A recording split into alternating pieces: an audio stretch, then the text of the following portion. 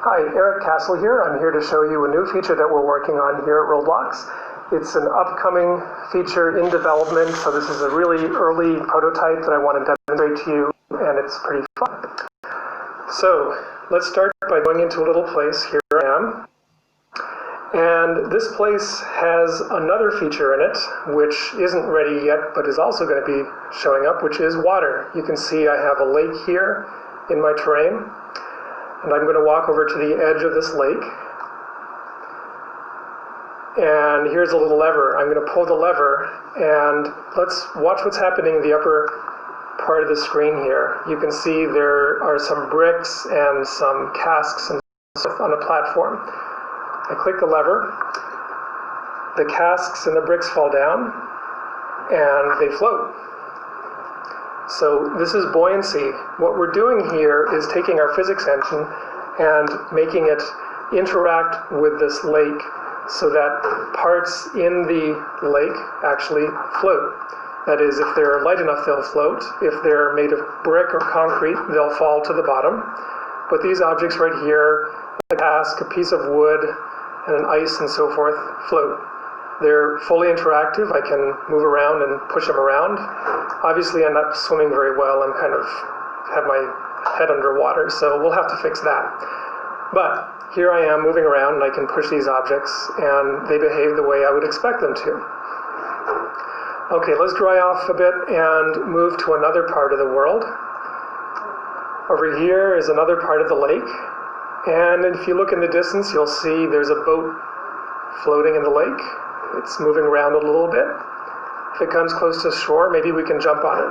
Yeah, look at that. Okay, let's see if I can jump. There we go. All right, I'm on the boat. The boat is floating around in the lake. Now, some users have been doing great things with ships and making them seem to float in Roblox, but this is the first time you'll be able to just drop something into water and have it do it without special scripting and other clever hacks. If we look in the distance, you can see what look like little sea monsters. Let me go walk over to them.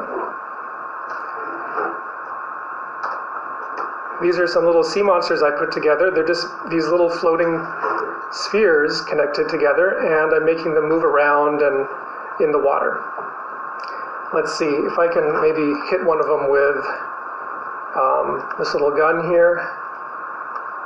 Well, I'm kind of missing, but you can see that when I shot these balls into the water, they're also floating. If I use a slingshot, they will also float.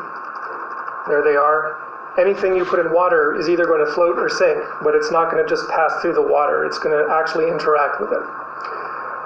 Speaking of interaction, here is a beautiful bridge that I put together, or it's basically a rope suspension bridge, and it's floating over the water, or I should say hanging over the water.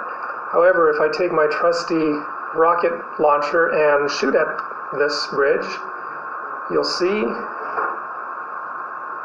the bridge explodes, breaks open, breaks apart, and portions of the bridge are also floating in water. So here's the bridge, but I can also now use it to try to walk at least partway across the lake. Oops, now I'm falling in again. Okay, let's see if I can swim to shore. And now I'm back. Okay, well, this was a demonstration of buoyancy, the notion that when you have something in water, it floats or sinks, but it actually does something physically realistic. I'm really excited to see what kind of things our users are going to come up with. There's lots of really interesting gameplay that you could imagine putting together by combining new features like water and existing features like physics. And I can't wait for it to be released. We have a lot of work to do, but it'll be great. Thank you.